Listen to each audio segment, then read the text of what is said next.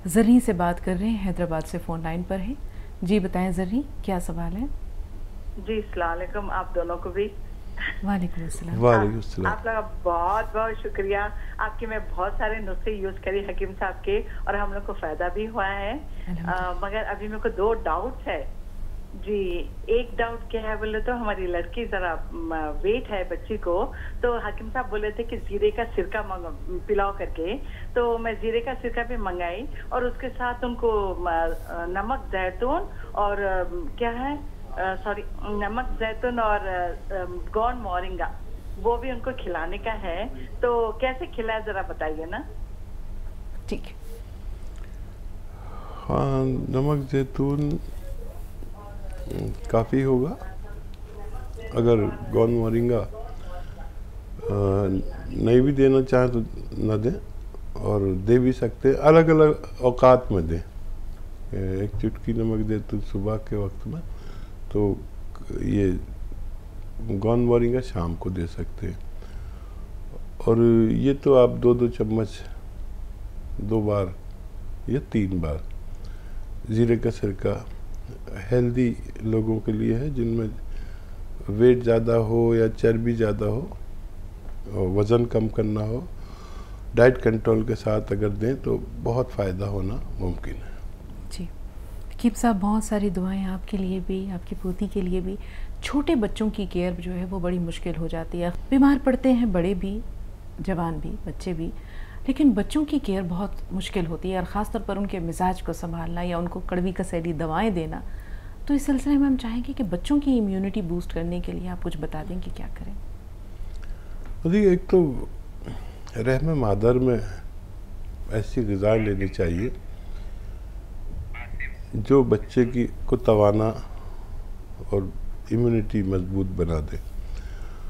अक्सर हम ऐसा नहीं करते, जबकि वहाँ से इसकी जब तामीर होती है बच्चे की, तो वैसी दवाएं खा सकते हैं। अगर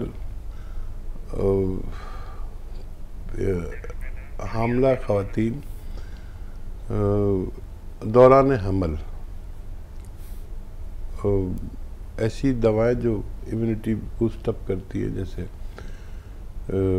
मैं अक्सर बताता हूँ वो माजून आर केयर, एक खुराक रोज़ लिया करें, तो इससे माँ के साथ बच्चों की इम्यूनिटी बूस्टअप होती है। या वो नुस्खा जो सबिस्तान नाब अलसी 100 ग्राम और ये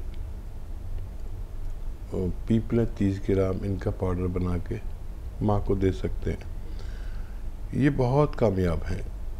और फिर जब बच्चे पैदा होते हैं तो एक तो वो सेहतमंद बहुत होते हैं, इम्यूनिटी बहुत ज़्यादा होती है, फरबे बहुत होते हैं। और भी बहुत सारी दवाएं हैं जो बच्चों को दे सकते हैं, लेकिन ऐसा नहीं है कि बच्चे बीमार न पड़ेंगे। ये मौसम इसमें डॉक्टर भी बीमार पड़ते हैं, हकीम भी बीमार पड़ते हैं, और शायद एक बार बीमार पड़ जाना चाहिए।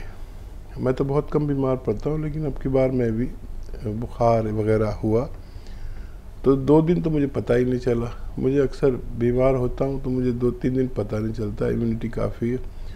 फिर तीसरे दिन मैंने समझा कि अरे मैं तो बीमार हूँ, तो मैंने 2 दिन आराम किया, अल्हम्दुलिल्लाह अब सेहत होने लगी।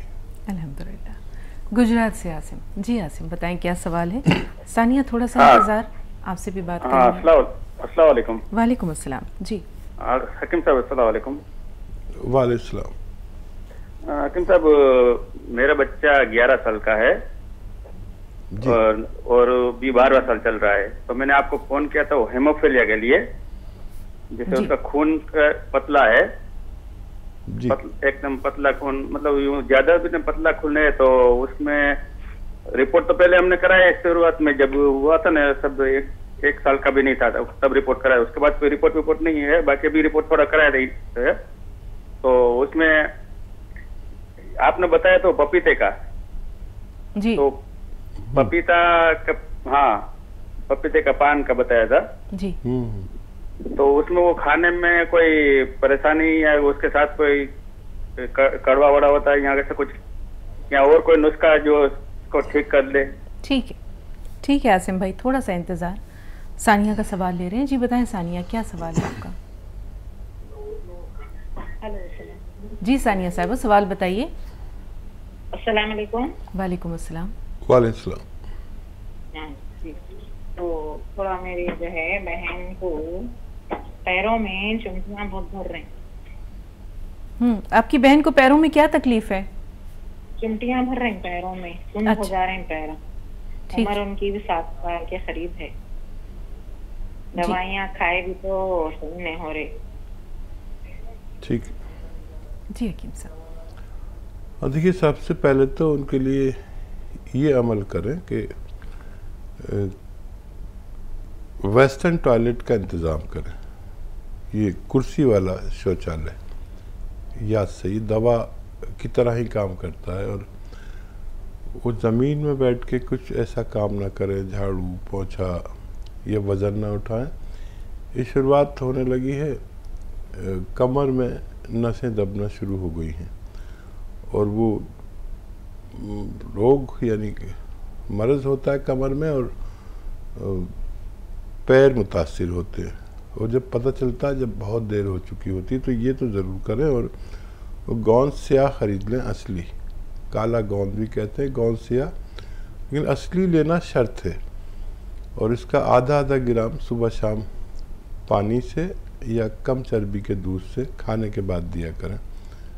आपकी बहन को फ़ायदा होना मुमकिन है। जी आसिम भाई का जो सवाल उनके बच्चे के ताल्लुक से, हकीम साहब, हेमोफीलिया एक ऐसी बीमारी है जिसमें हम देखते हैं कि खून के थक्के देर से जमते हैं, या तो प्लेटलेट्स कम होती हैं, या वैसा खून बहता है तो उसको रोकना मुश्किल हो जाता है। क्या करें ये? देखिए, अभी तो ये पूछ ही रहे हैं, ये आपको करना चाहिए था। देखिए, पान का वो उसका पत्ता कड़वा तो होता है, बेशतर अच्छी दवाइयाँ कड़वी होती हैं, सबको जो पता है।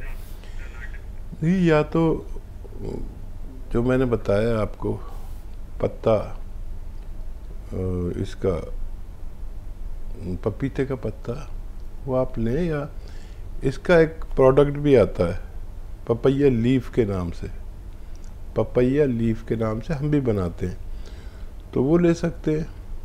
और एक कैप्सूल 2 बार खिलाएं, कैप्सूल फॉर्म में है।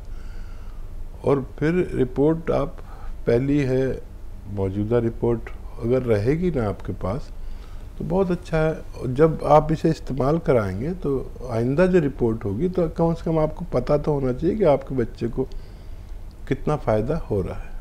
जी कर्नाटक से साबरा साहबा, फरमाएं क्या सवाल है आपका? हेलो जी साबरा साहबा, फरमाइए। सलाम अलैकुम। वालेकुम अस्सलाम। वालेकुम।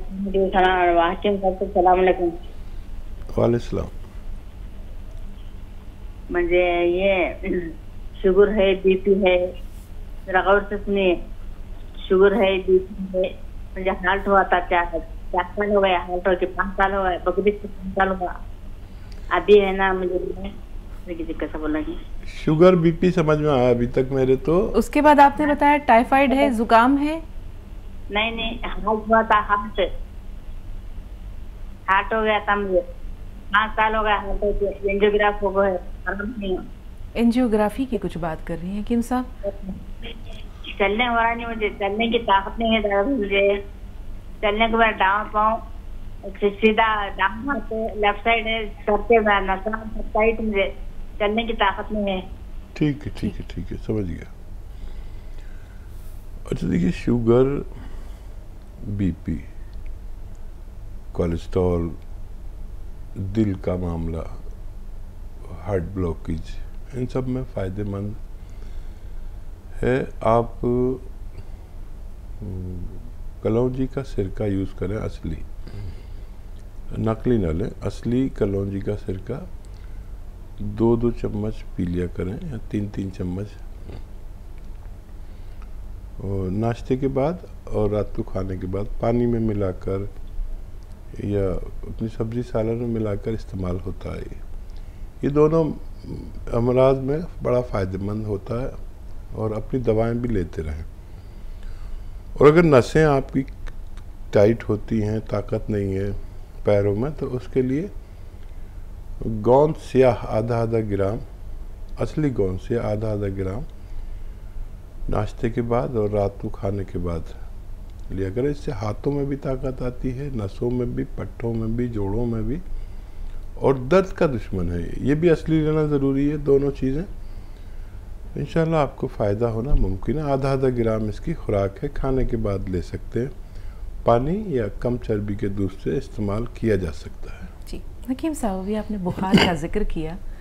रसूलुल्लाह सल्लल्लाहु अलैहि वसल्लम की हदीस याद आ गई कि बुखार जो है वो उसमें इंसान के, बंदे मोमिन के गुनाह यूँ झड़ते हैं जैसे ख़िज़ां के मौसम में दरख्तों के जर्द पत्ते।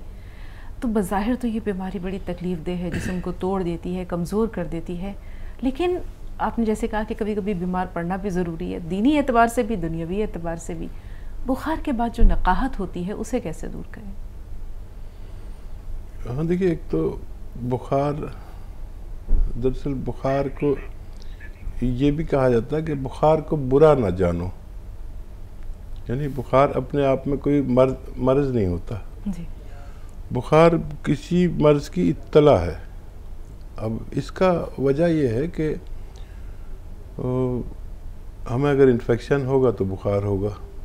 हमारे खून में इन्फेक्शन ही करते हैं, मच्छर वगैरह काटते हैं या जरासीम हमला करते हैं, तो उससे लड़ने के चक्कर में हमारे सेल्स उससे खूब लड़ते हैं, और जब वो हावी हो जाते हैं बैक्टीरिया तो हम बुखार में मुब्तला हो जाते हैं।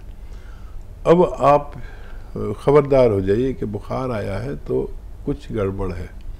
अब कहाँ पे गड़बड़ है ये तशख़ीस बताएगी, और तजर्बेकार लोग बुखार की कैफियत से समझ लेते हैं क्या हुआ है। तो बुखार तो ऐसी चीज़ है कि काबिल एहतराम चीज़ है। बिल्कुल हकीम साहब, ये भी जानेंगे कि खुद साख्ता इलाज क्या है और वो करना चाहिए या नहीं करना चाहिए। लेकिन एक कॉलर है हमारे साथ, उनसे बात कर लें। बेंगलुरु से सैफुल्ला साहब। जी बताएं सैफुल्ला भाई, क्या सवाल है? वालेकुम अस्सलाम। वालेकुम अस्सलाम। हकीम साहब सुन रहे, फरमाइए। जी अस्सलाम हकीम साहब। वालेकुम अस्सलाम शेर भाई। जी मेरा नाम सैफुल्ला है, बेंगलुरु से बात कर रहा हूँ। इस्तक़बाल मेरा भाई। ट्रीटमेंट चल रहा है, मुझे शुगर है। हाँ मैं गोन खा रहा हूँ, इसका जामुन गोन खा रहा हूँ। शुगर तो फुल कंट्रोल है मेरे को, माशाअल्लाह। नार पेट 90-92 रहता है, खाने के बाद 130 रहता है। बहुत अच्छा, बहुत अच्छा। आप दोबारा कहिए। देखिए पूरा इंडिया सुन रहा है, बैरून हिंद भी सुन रहे हैं। आप क्या लेते हैं, इसके बारे में लोगों को पता भी नहीं है। जो चीज़ आप इस्तेमाल कर रहे हैं खुल के बताइए, और दूसरा सवाल भी साथ में बयान करें। जी जी जी। मेरा दूसरा सवाल है इंतर, मुझे खाना या पानी पीने से, पी के थोड़ा चलने से डकार निकलते हैं। निकल के क्या होता है, निकलते निकलते बहुत ज्यादा निकल के छाते में थोड़ा दबाई जैसा हो रहा था, और सीधे हाथ में थोड़ा दर्द हो रहा था। तो मैं फोन करके आपसे भी बात किया था, आपका वो चूरन बना के रख लिया हम लोगों ने, और वो ये मंगाया है जैतून का नमक जी, वो खा रहे हैं, और पीकेर खा रहा हूँ मैं। पहले मैं पीकेर खाया, एक 6 डब्बे खाया था माँ आगे पर, मुझे पूरा कम हो गया था।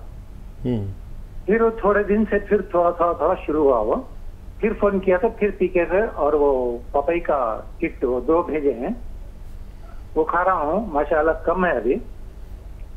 अब मुझे क्यों ऐसा हो रहा है, ये एक सवाल में हकीम साहब मेरा।